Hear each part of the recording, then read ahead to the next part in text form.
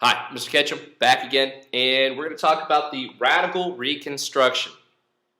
The Republicans right here, they are in charge of the Congress. They're in charge of the House, they're in charge of the Senate, and they have the same goals that Lincoln had, but they're putting a little twist on it still.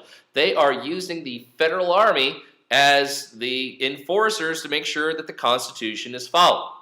So they set up these military acts. And basically what the military act was, the federal government broke the South up into 5 separate districts. They broke the South up, and each district had a military general in charge of them.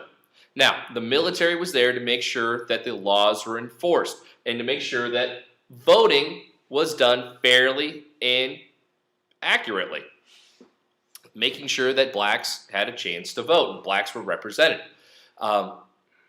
These newly freed slaves were represented, I should say. So the governments that they're dealing with right now are the same state governments that were used during the Civil War, these Confederate state governments.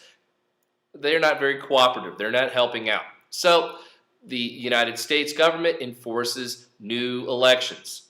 The state governments say, no, we don't want to accept those new state elections because we had a very low voter turnout. And so now they're not accurate at all.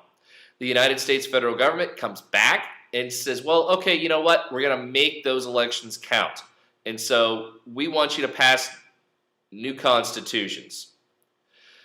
The state governments come back and they say, no, those aren't right. Those aren't accurate.